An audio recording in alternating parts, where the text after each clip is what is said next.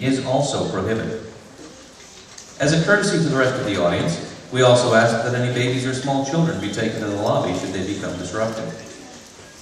Please remember that food and drink are not permitted inside the auditorium, and that the use of flash photography and audio or video recording is strictly prohibited. Thank you for your attention. Please enjoy the performance.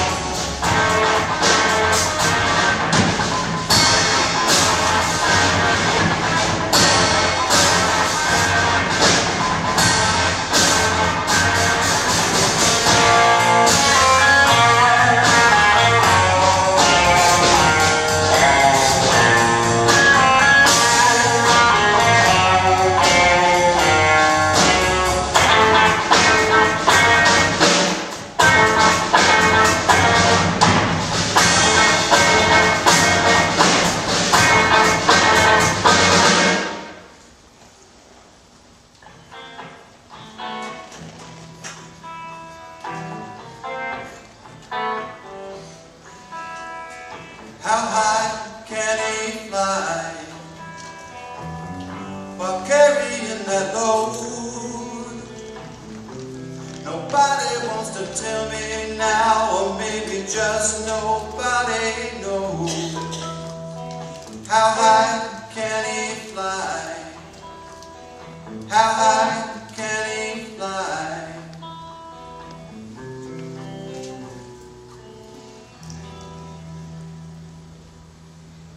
Make me such a long dress, Mother. It's your 14th birthday. If I'd known you'd make my dress so long, I wouldn't have wanted to be 14. Linda, this dress is not so long. What do you want me to do? Can I help if my little girl grows 2 inches taller every spring? Now that you're a grown-up girl, you can't expect to go out in such a short dress. At least my old dress looks better on me than this bathrobe. Please, let me keep wearing it. Just for the summer. This sackcloth is going to fit me the same whether I'm 14 or 15. Let's just put it away until my next birthday. I'd only be stepping on the human tearing it. I don't know what to say to you. I'd love to keep you just the way you are, baby. Other girls are skinny and gawky, but you're just the opposite. Who knows what you'll be like when the others are fully developed? Who knows? Maybe I won't be around anymore. Baby, where do you get these ideas? Don't, Mommy. I get them at night when I can't fall asleep. I don't feel sad at all, and I know I'll sleep all the better then. Mother? Is it sinful to think about things like that? Put the sackcloth away. Put your old dress on, for heaven's sake. When I get a chance, I'll sew a ruffle on the bottom. No! In that case, I'd rather just go ahead and be 20. Well, as long as you don't catch cold. This dress used to fit you plenty well, but now... Now, when it's almost summer, Mother, even children don't get diphtheria in the back of their knees. You're such a worrier. A person doesn't get cold at my age. Your legs used to fall.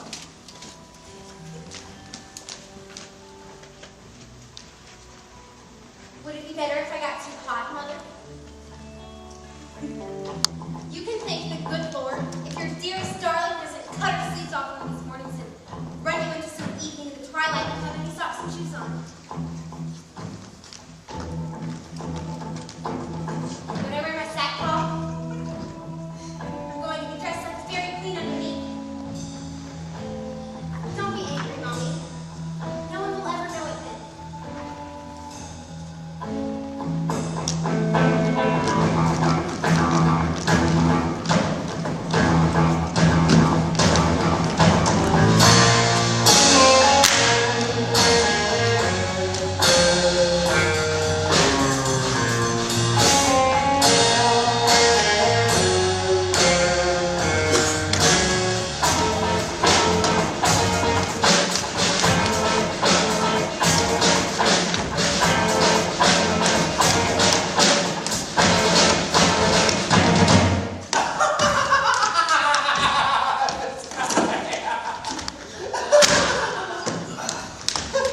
Where are you going? For a walk. It's getting awfully dark. You don't know homework already?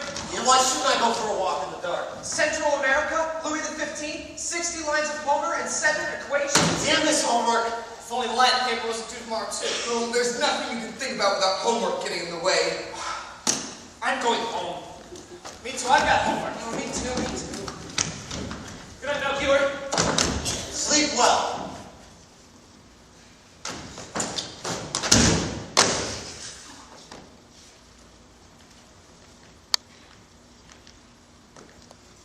What I want to know is what we're doing here in this world anyway. As far as school's concerned, I'd rather be a cab horse. What do we go to school for? We go to school so they give us exams. And what do they give us exams for? So we can flunk. At least 7 of us have to flunk. If only because the upstairs classroom doesn't hold more than 60. You know, I just felt so peculiar. I swear, if it wasn't for my dad, I would pack my bag tonight and go to Altona Harbor. Let's think about something else. Don't you see that black cat with its tail in the air?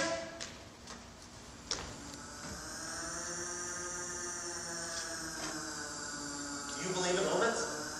I'm not sure. It came from over there. It doesn't mean anything.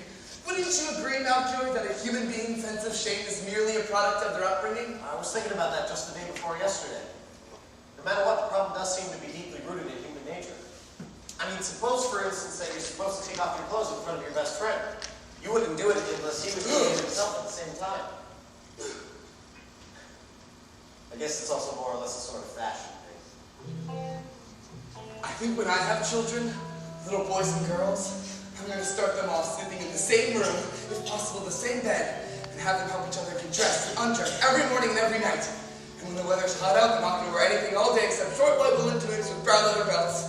It seems to me that if they grow up like this, then they're bound to be more relaxed than we are, as a rule. That's definitely my opinion, Lawrence. The only question is, what happens when the girls start having babies? What do you mean having babies? Well, I believe in certain instincts. No, I believe, for example, if you take a male cat and a female cat, and you shut them up together while they're still young, and you leave them isolated from all contact with the outside world, and you leave them entirely to their own instincts, sooner or later the female is going to get pregnant even though she nor the male had anyone's example whose they could follow. I guess with animals it'll eventually just happen. But all the more so with people. I mean, listen, Lawrence, if your boys are sleeping in the very same bed as the girls, and all of a sudden your boys feel their first masculine stirring. I've been right about that, but still. And when the girls use the proper age, it would be exactly the same with them. I mean, not that a girl is quite as... It's reasonable to assume, and you can count on curiosity plays a part as well. One question, by the way. Yeah? Have you already been feeling them? What? How did you put it, the... Masculine stirrings? I sure have. Oh, me too. It's been going on for quite a while, in fact, almost a year. It hit me like a bolt of lightning. You've been dreaming? Oh, but only very briefly. About these legs and turquoise tights that were trying. It's more accurate to say I thought they were trying to climb over the podium at school. I only saw them for a second. George Serchnitz told me he dreamed about his mother. He told you that? Over on Gallows Hill. If you knew what I had suffered since that night. Pangs of guilt. Pangs of guilt. Fear of death. Good Lord. I thought I was incurable. I thought I was suffering from some internal injury. The only thing that finally calmed me down is when I started to write my memoirs. Oh, Malcolm, these last 3 weeks have been a Gethsemane for me. Well, when it happened to me, I was more or less prepared for it. was a little ashamed, but that was all. And Joe was a full year younger than me, too. Oh, that Lawrence, I wouldn't worry about. As far as I'm concerned, there's no age limit for the appearance of those phantoms. I mean, you know the big Lombermeyer kid at school with the hook nose? He's 3 years older than me. And according to Hansi Rilla, he doesn't dream about anything but sponge cake and apricot jelly. Oh, please. How did Hansi really know a thing like that? He asked him. He asked him? God, I wouldn't dare ask anybody. You asked me. Oh, God, you're right. Haven't you ever wondered yourself, Melchior, how we actually landed in this whirlpool? You mean you still don't know, Lawrence? How can I be expected to know? I mean, I see how chickens lay their eggs, and I hear supposedly that my mother carried me under her heart. But is that all there is to it? I mean, I can even remember when I was 5 years old, I was embarrassed whenever someone turned up the Queen of Hearts with her décolletage. I mean, I don't get that feeling anymore, but now there's hardly a girl I can talk to without thinking something abominable, and I swear to you, Melchior, I don't know what. Well, I'll tell you all about it. I've learned some of it from books, some of it from illustrations, and some from my observations of nature. You'd be surprised. It immediately made an atheist of me. You know, I told George Zerchnitz too. George Zerchnitz wanted to tell Hansi Rilla, but Hansi Rilla had already learned it from his governess when he was little. You know, I went through Myers-Briggs from A to Z. Words, nothing but words and words. Not one single straightforward explanation. God, and the sense of shame? What use is the encyclopedia that doesn't answer the most obvious questions about life? Well, have you ever seen two dogs run across the street? No, you better not tell me anything today, Melchior. I still have Louis the 15th in Central America hanging over my head, plus the 60 lines of Homer, the 7 equations. I'd just be falling on my butt all day again tomorrow. The only way I know how to grind is to be as dull as not. Just come home with me. In 45 minutes, we'll have the Homer, the papers, and 2 equations. I'll mix in a couple of mistakes with yours, and you're all set. Mama will make us some lemonade, and we'll have a nice, cozy talk about reproduction. I can't have a nice, cozy talk about reproduction. If you want to do me a favor, you can give me all your information in writing. Write down everything you know for me. Make it as short and as clear as possible, and stick it between my books during gym tomorrow. I'll take it home without knowing I have it. At some point, I will come across it unexpectedly. I will have no choice but to glance through it with a weary eye. If it's absolutely unavoidable, you could also add in a couple of illustrations. Oh, you're like a girl. Anything you say, though, it's the only work that completely interests me. One question, though, Lawrence. Have you ever seen a girl? Yes. Completely, no. Totally. So have I. Illustrations won't be necessary. We started shooting matches at the San Antonio Museum. If I had been caught, they would have kicked me out of school. As beautiful as the light of day. So lifeless. Last summer, I went with Mama to Frank. Oh, I have homework. Good night. See you later.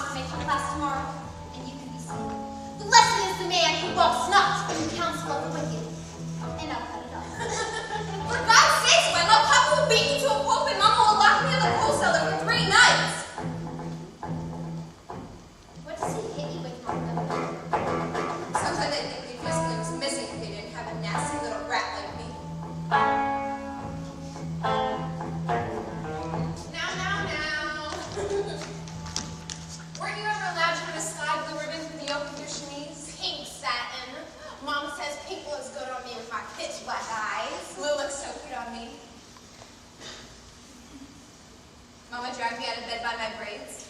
I lay on the floor with my hands up like this.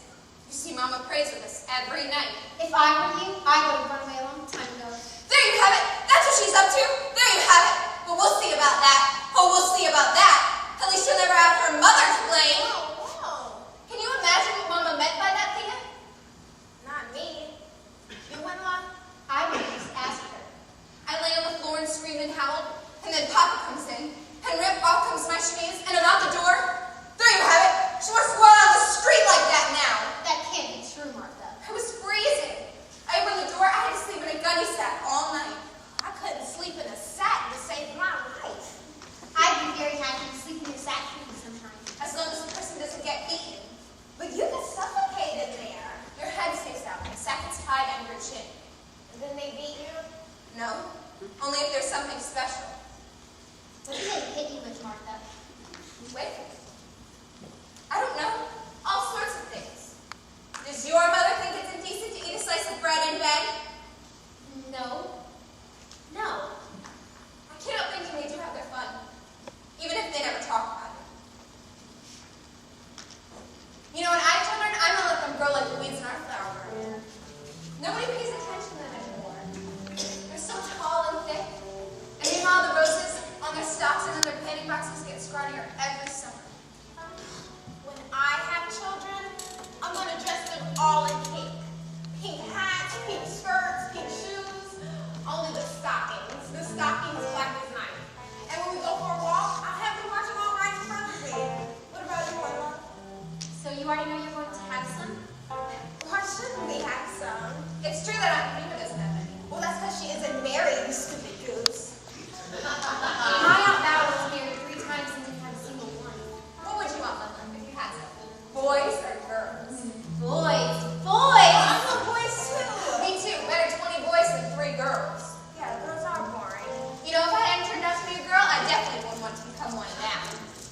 I think that's a matter of taste, Martha. Every day I think how happy I am to be a girl. Believe me, I will trade places with the son of a king. But that's why I only want boys. That is ridiculous. Completely ridiculous, Winla. But surely it must be 1,000 times more uplifting to be loved by a man than by a girl.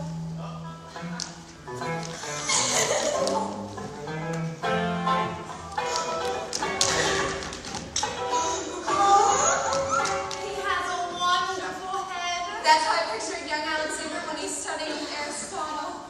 Oh, God. Greek history? All I can remember is how Socrates was lying in a barrel when Alexander sold him to act his shadow. Well, they say he's number 3 in his class. Well, Professor Brokenbone said he'd be number 1 if he wanted to. He has a nice forehead, but his friend has more soulful eyes. More Stiefel? Of all the dopes. I've always gotten along with him very well, thank you. Every time you come around him, he makes you look like an idiot. At the children's ball, the Rillos game, he offered me some chocolates. Oh, imagine, they're all soft and warm. Listen, he said he had them in his pocket for too long. Imagine this. Melky the Board told me at that party there's nothing he believes in anymore. Not God, not a hereafter, nothing in the life at all.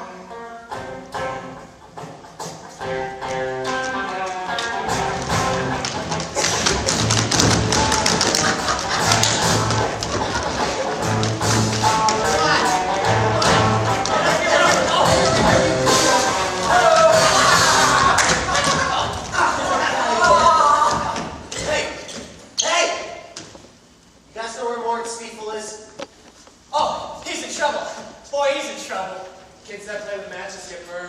I sure as hell wouldn't want to be where he is right now. The shamelessness, the incredible gall! What are you talking about? What are we talking about? Oh, hey, I'll tell you. I don't want to be the one who talks. Me neither. Give Go me away. 5 seconds. Simply put, Maurice Stiefel got into the conference room. Conference room. The conference room, right after Latin. Yeah, he was the last one there. He must have come back on purpose. I was halfway around the corner when I saw him open the door. The hell with what you say. He'll be lucky not to land in here himself. The administration won't supposed to key the door. Or Maurice Stiefel has a scouting team. I wouldn't put it past him. Well, at least get a detention. And you know that he's a good card. He's already full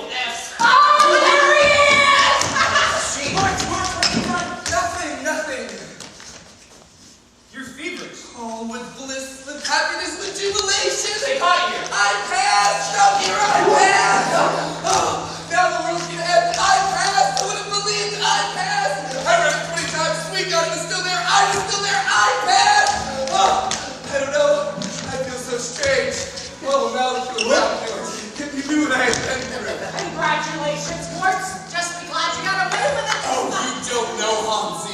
You have no idea what I've been through. For the past 3 weeks, I've been sneaking past that door like it's the gates of hell. Then today, I noticed it's ajar. I think if you offered me $1 million, nothing could have stopped me. I'm standing in the middle of the room. I open up the file, turn the pages, find it, and the whole time, oh, it makes me shiver. And the whole time? And the whole time, it was wide open behind me. How I got out of there, how I made it down the stairs, I have no idea. Did Earth's Ruble pass too? Oh, yes, it did. How did Herman's group also You pass? can't have read it right. Not counting the idiots, there's 61 of us, including you and Rubo. And the classroom upstairs only holds 60. I read it perfectly right. Ruben's getting moved at the same speed. Both of us as provisionally, of course, to begin with. During the first quarter, they'll see which one of us has to make way for the other. Poor Rubel. God knows I'm not worried about myself anymore.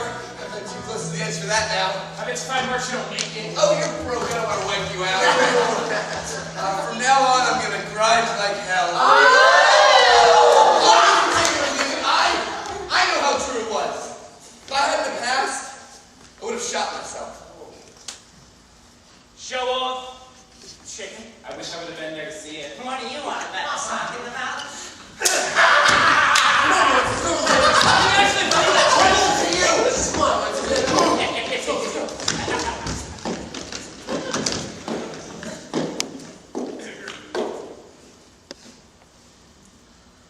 That the very best and brightest of my pupils can be attracted to the very worst is incomprehensible to me. Me as well.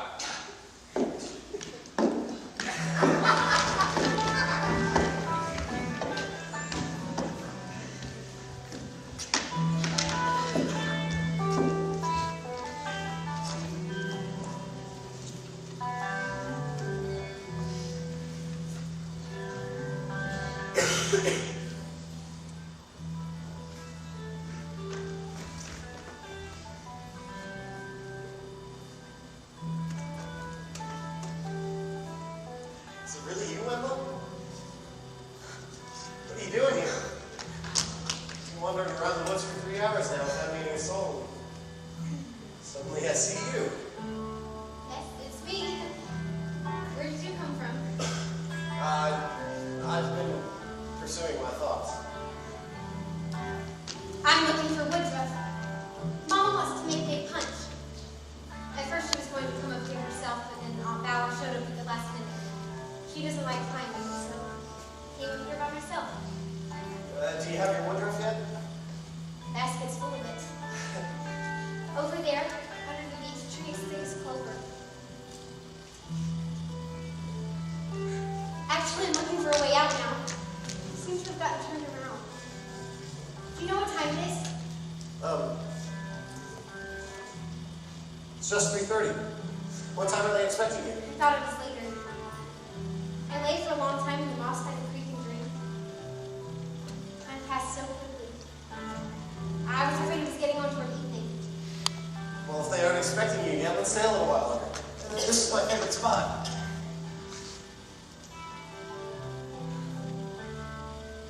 Stare at the sky through the branches and get hypnotized.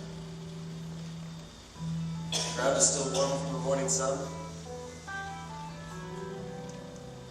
There's something I've been meaning to ask you, Wendell. I have to be home by 5. Oh, we'll go together.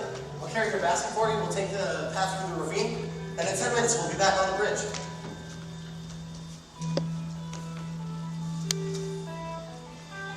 You lie like this, forehead in your hands. You have the straightest thoughts. What is it you wanted to ask me, Melchior? I've heard, Wendell, that you often visit poor people. That you give them food and clothes and money too. Does your mother send you to places like this, or do you like to go? Usually my mother sends me. It's poor worker families with scads of children. A lot of times the husband can't find work, so they're cold and hungry. At home we have all kinds of stuff lying around, and closets and dressers that doesn't get used anymore. Well, what made you think of that? When your mother sends you to places like this, do you like to go or don't you? I love to go. How can you ask? are dirty, the children are sick.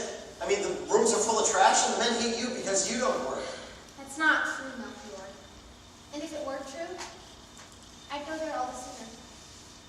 What do you mean all the sooner? I'd go there all the sooner. It would make me even happier to be able to help him. So it is for your own pleasure that you visit poor people. I visit them because they're poor. But if it didn't make you happy, you wouldn't go? Can I help it if it makes me happy? And for this, we're supposed to go to heaven. Which means this thing that's been keeping me awake every night for a month now is true. I mean, can a miser help it if visiting sick, dirty children doesn't make him happy? I'm sure it would make you happier than anything. And for this, we're supposed to die an eternal death. I'm going to write a treatise and send it to Reverend Bleakhead. He's the cause of all this. The trash he feeds us about the joys of self-sacrifice. If you can't give me an answer, I'm going to stop going to Sunday school and I won't get confirmed. Why make things miserable for your mother and father? Just get confirmed. It's not going to kill you. If there weren't those awful white dresses for us and those trooper pants for you, a person might even be able to get excited But about there's it. no such thing as sacrifice. There's no such thing as selflessness. I watch the good people enjoying the warmth of their hearts. I watch the bad ones trembling and groaning. I watch you, Wendell Bergman, shaking your hair and laughing, and it makes me feel as stone sober as an outcast.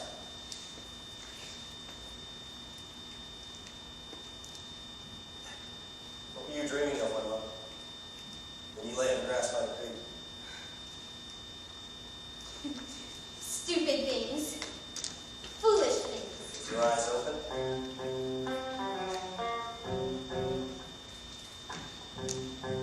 I dreamt I was a poor beggar girl. And I was sent out on the street at 5 in the morning. And I had to beg from rude, hard-hearted people all day long in storms and bad weather. And if I came home at night, shivering with cold and hunger, and I didn't have as much money as my father expected, I'd get beaten. Beaten. I know of this thing, Wendell. You have those silly children's books to thank for it. Believe me, people as brutal as that don't exist anymore. But they do, Melchior. You're wrong. Martha Bessel gets beaten every night, and you can see the welts the next day. That girl must suffer. Your face gets burning hot to hear her tell about it. I feel so horribly for her. Sometimes I have to cry into my pillow in the middle of the night. I've been trying for months to figure out how to help her. I'd be happy to take her place for a whole week sometime. The father should be reported immediately. They take the child away from him. I, Melchior, have never in my life been beaten. Not one single time. I can hardly imagine how it must feel to be beaten. I've tried beating myself to see what it does to you. Must be a dreadful thing. I don't think a child is ever improved by it. Proof by what? By being beaten.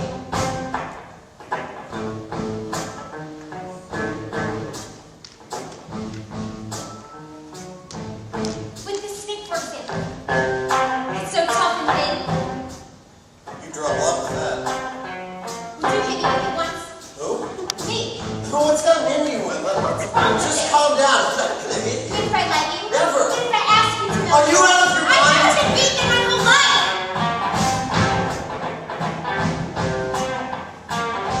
You can ask for a thing like that. Please.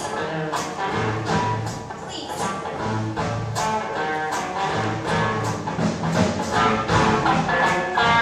I'll teach you to ask. God, don't be a thing. Of course not.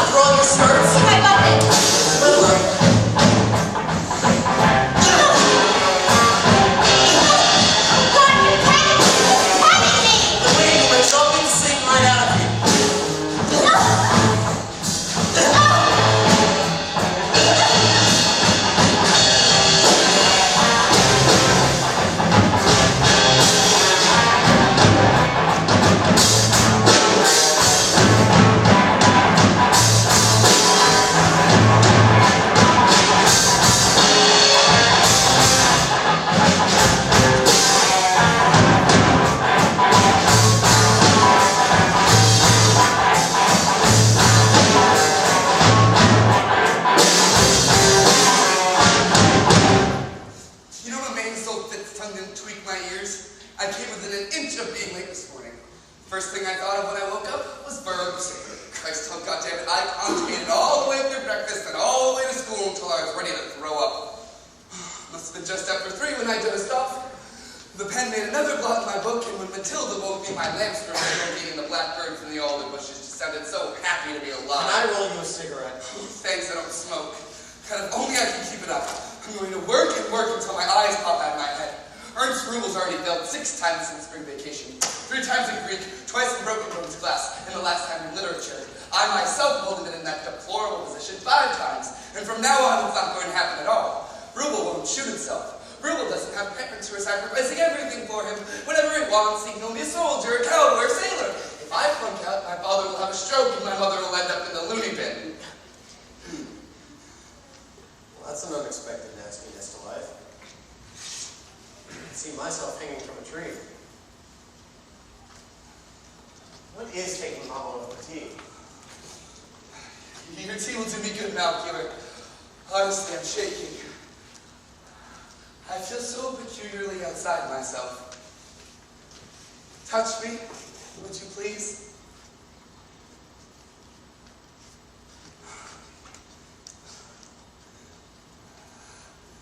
I see. I hear. I feel things much more clearly. And yet, everything's so dreamlike, so atmospheric. The way the lawn stretches out there in the moonlight, so deep, so quiet, as if it reached out into eternity. Figures veiled in crepe come out of the bushes and scurry in breathless haste across the glades and vanish into the twilight. Maybe we should go down there, Malkier. Let's wait until after we've had our tea. The leaves are whispering so busily. It's if I was hearing my grandmother sit back and tell the story of the queen without a head. There was a fabulously beautiful queen. More beautiful than the sun, more beautiful than all the maidens of the land. Only unfortunately, she had been born without a head. She couldn't eat, couldn't drink, couldn't see or laugh or kiss. The only way she could communicate with her court was with her small white hands. With her elegant little feet, she tapped out death sentences and declarations of war. One day, she was conquered by a king who happened to have 2 heads, which were always getting each other's hair and arguing so frantically that neither one could get a word in edgewise. The chief wizard of the court took the smaller of the 2 and put it on the queen. Unknown, behold, it fit her perfectly. Whereupon the king married the queen, and instead of getting each other's hair, the 2 of them kissed each other on the forehead, on the cheeks, on the mouth, and they lived happily ever after. God, what garbage! You know, ever since the end of my vacation, I haven't been able to get that headless queen out of my head. Every time I see a pretty girl, I see her without a head, and then suddenly it's like I'm the headless queen myself. Maybe someday someone will put a head on me. Here, kids. Here. I hope you enjoy it. Moritz, how are you? Thank you, Mrs. Gabor. I'm just listening to the dance down there. You don't look well at all, though. Are you feeling all right? I've just been getting to bed late these past few nights. Can you imagine? He's been up all night studying. You shouldn't do things like that, Moritz. You should take care of yourself. Don't neglect your health. School is no substitute for good health. Take brisk walks in the fresh air. That's worth more at your age than memorizing Virgil. I'll take brisk walks. You're right. I can do my memorizing while I'm walking too. I'm not thinking that myself. But I still need to do the written work at home. You can do the written work here with me. It'll make it easier for both of us. What book do you have there, Melchior? Faust? Have you read it yet? All of it. Right now, we're reading Walpurgis Night. If I were you, I would have waited a year or 2. Mama, I can't think of any other book where I found so many great things. Why shouldn't I read it? Because you don't understand it. No way of knowing, Mama. I mean, I realize I'm not in a position to understand the book in all of its sublimity. Oh, we always read together. It greatly facilitates our comprehension. Melchior, you're old enough to know what's good for you and what's bad for you. Do whatever you think you can justify to yourself. I'll be the first to express my gratitude if you never give me a reason to deny you anything. I just want to call to your attention the fact that Even the best things can have harmful effects if a person is not yet equipped with the proper maturity to appreciate them. I will always prefer to place my trust in you rather than any other given educational method. If you need anything else, kids, you can come out and call for me on the door. I'll be in my bedroom. Your mama meant that business with Gretchen. Did we even spend 1 minute talking about that? Faust himself could have dismissed it more cold-bloodedly. Well, after all, as a work of art, that play doesn't culminate in that one act of infamy. I mean, Faust could promise to marry the girl and then abandon her. In my eyes, he wouldn't have been even the tiniest bit less guilty. I mean, when you see how convulsively everyone latches onto that one part, you'd think that the whole world revolves around penis and vagina. To tell you the truth now, Keeler, that's exactly the impression I've had since I read your essay. I mean, the thing that affected me most is what you wrote about girls. I can't get it out of my head. Believe me, Malcolm, it's sweeter to have to suffer a wrong than to commit one. To have to submit to such a sweet wrong without deserving it seems to me the essence of all earthly bliss. Well, I don't want my bliss to come as a charity. Why not? I don't want anything I haven't had to fight for. But isn't it a pleasure then, Malcure? A girl's pleasure, Malcure, is like the rapture of the gods. A girl's natural disposition makes her put up a fight. She keeps herself free from any kind of bitterness right until the last second, so she can suddenly be transported straight to heaven. A girl is afraid of hell the moment she feels paradise blossoming. Her perceptions are as fresh as spring that rises up out of a rock. A girl takes hold of a chalice that earthly lips have never touched before. A cup of nectar that flames and sparkles as she drains it. I imagine the satisfaction a male gets out of it is stale and flat. Well, imagine it however you want. Keep it to yourself. I don't like to imagine.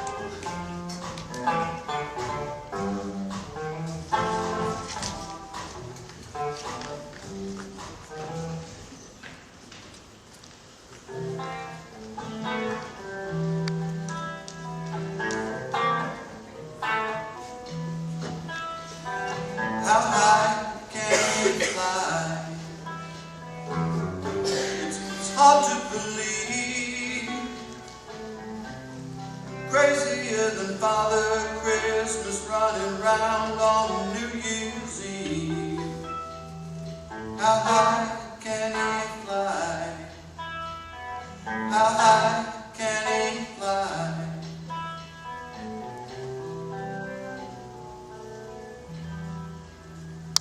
Wendela. What is it, Mother? My, you're up early. Isn't that nice of you? You've already been out? Hurry up and get dressed. You have to go over to Ina's right away and take this basket to her. You were at Ina's? How is Ina? Still no better? Just think. Last night, the stork came and brought her a beautiful baby boy. A boy? A boy? That's wonderful! That explains the never-ending flu. A wonderful baby boy. I have to see him, Mother. Now I'm an aunt for the third time. The aunt of a girl and 2 boys. And what boys they are. And to think it will only be 2 years ago tomorrow that she came down the aisle in her muslin dress. Were you there when he brought him? He just float away. Don't you want to put a rose in her dress? Why didn't you get there a little sooner, Mother? I have a feeling he brought something for you too. A brooch or something. It's really too bad. That's what he did. He brought you a brooch. I have enough brooches. Then maybe be satisfied. What else do you want? I would have given anything to know whether he flew into the window or down the chimney. That's something you'll have to ask Ina. That's something you'll have to ask Ina. Ina talked to him for a full half hour. She'll give you all the details. I'll ask Ina when I go over there. And don't forget either, Angel Face. I'd be interested to know myself whether he gave in through the window or the chimney. Or should I ask the chimney sweep instead? A chimney sweep should know better than anyone whether he flies into the chimney or not. Not the chimney sweep, baby. Not the chimney sweep.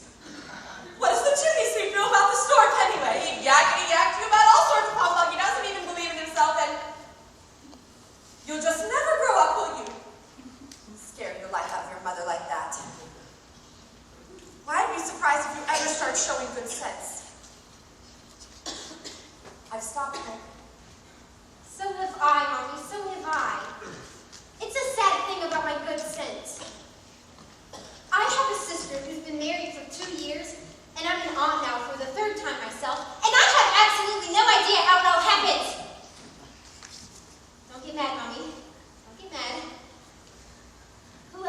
world am I supposed to ask if not you? Please, Mommy. Tell me. Tell me, Mommy. I'm ashamed of myself. I'm begging you, say something. And don't tell me not to ask things like that. Answer me. What goes on? How does it all happen? You don't seriously expect me to keep on believing in the story when I'm 14 years old.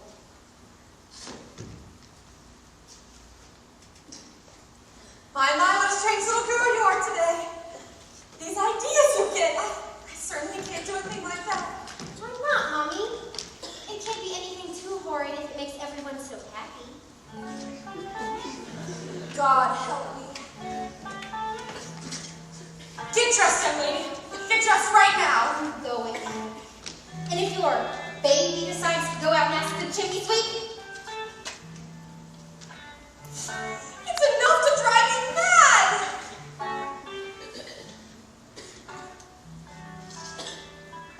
Come here. Come here, baby. I'll tell you everything. I'll tell you all about it.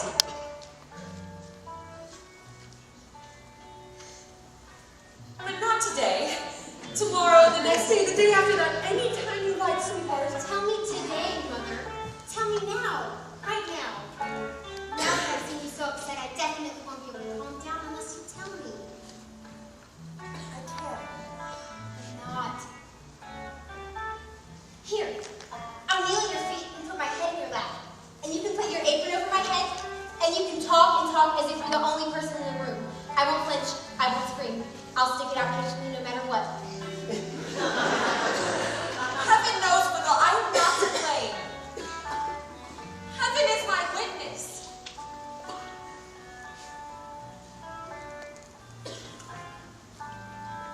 Come, in the name of God. I will tell you, my child, how you came into this world. So listen carefully. I'm listening. It's just no use. I can't take the responsibility. I deserve to be put in jail to have you taken away from me. Be brave, Mother. Listen to me. Oh my God. Oh my God. In order to have a child, are you getting this, Mother? Quick, Mother, I can't stand it. In order to have a child, you have to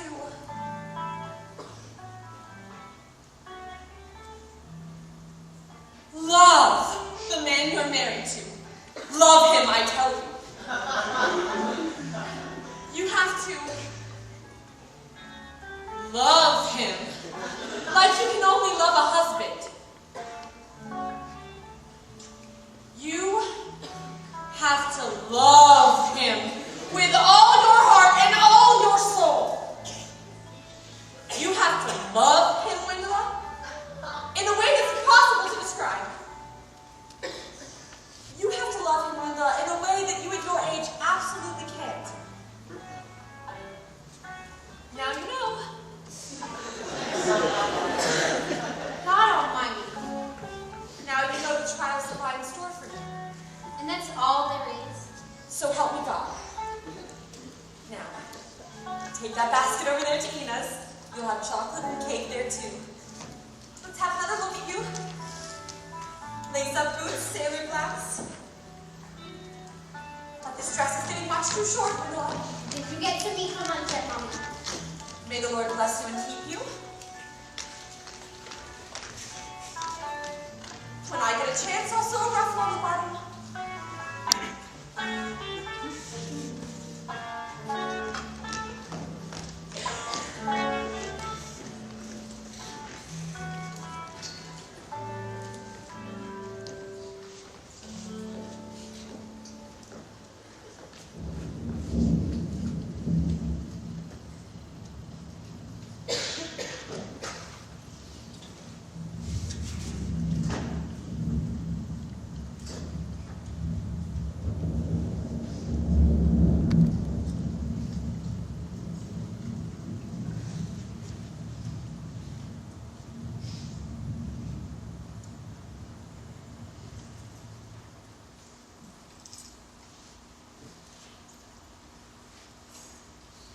Have you prayed tonight, Desdemona?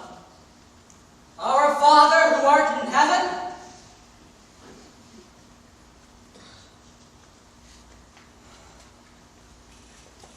You don't look like it, my love. Wrapped in your expectations of what's coming, as in that sweet moment of budding ecstasy when I saw you lying in the window. Your supple arms and legs, the gentle curving of your hips, your smooth young breast, just as enticing now. Oh, how delirious the great master must have been when the 14-year-old original lay stretched out on the divan before his eyes. Will you come to me in my dreams now and then? I'll welcome you with outstretched arms and kiss you till you're breathless. You'll move in with me like a royal heiress reclaiming a throne. Gates and doors will open at the touch of unseen hands, while down in the park the fountain will happily begin to splash.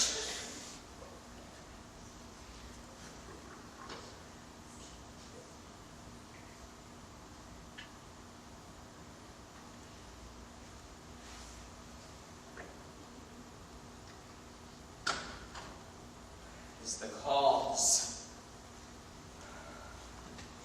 You can tell by the fearsome pounding in my breast that my motive for this murder isn't frivolous. My throat goes dry at the thought of lonely nights ahead of me. I swear to you, my child, I'm not doing this because I've gotten sick of you. How can anyone admit to have gotten sick of you? But you suck the marrow out of my bones. You bend my back. You steal the last sparkle from my youthful eyes. You're too demanding in your inhuman diffidence, too exhausting in your unmoving limbs. Either you or me. And the victory is mine.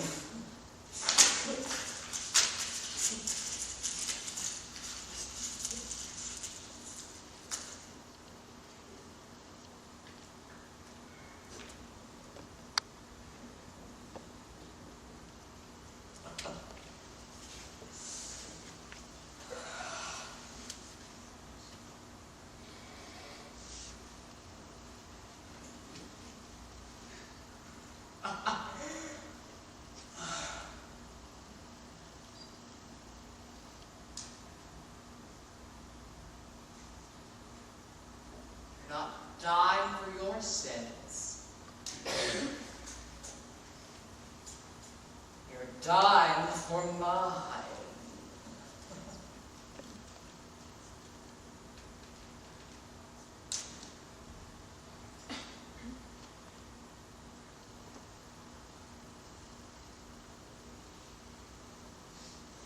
In heart-rending self-defense against my own incursions, I'm committing my 7th conjugal murder.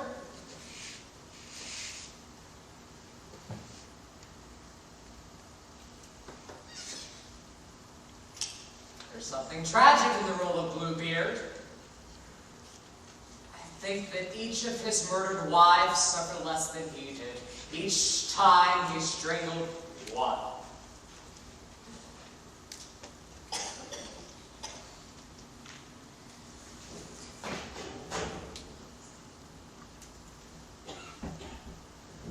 Have you prayed tonight, Desdemona?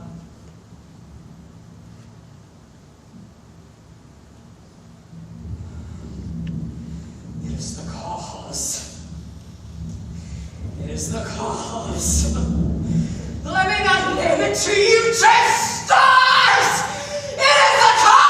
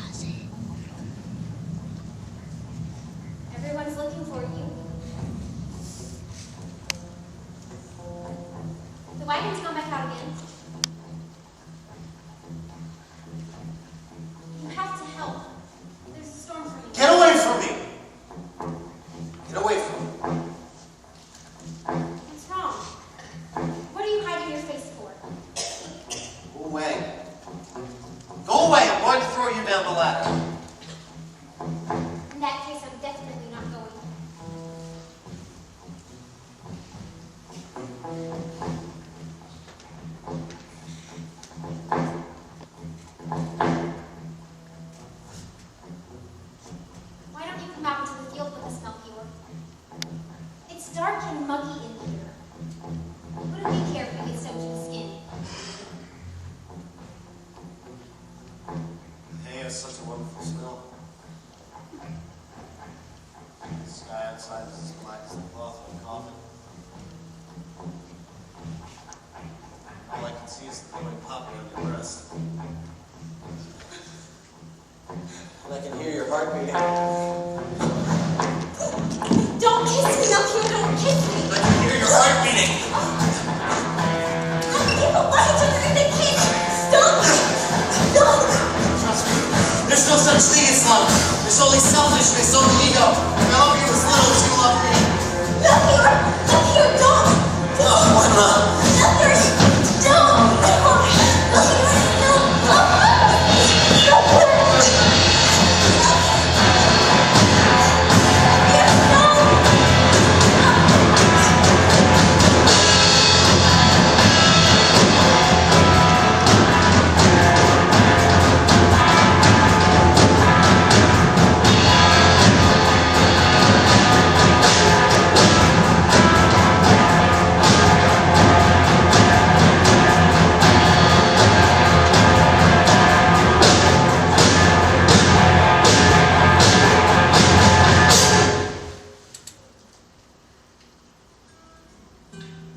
Dear Mr. Stiefel, for 24 hours I have considered and reconsidered everything that you wrote to me.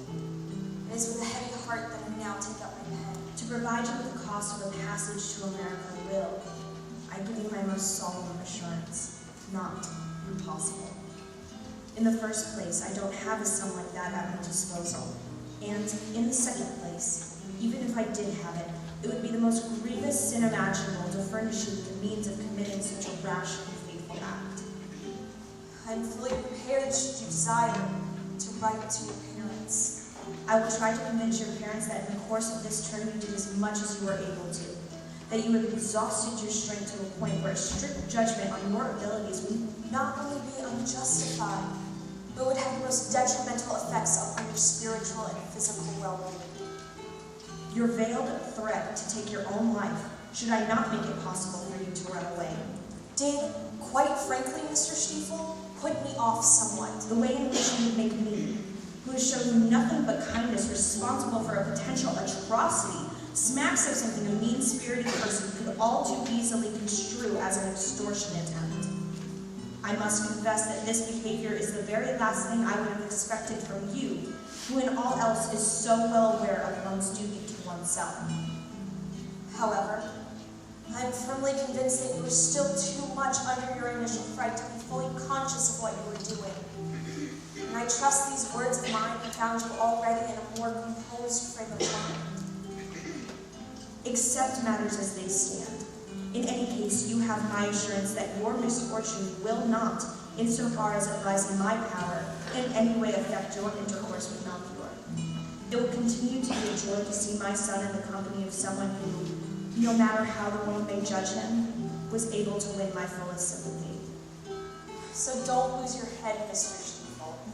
Similar crises of one kind or another befall each and every one of us and simply have to be survived. If everyone immediately resorted to dagger and poison, the world might soon run out of people. Hoping to hear from you again soon, with the very best wishes from your unswervingly devoted, motherly friend, Fanny G.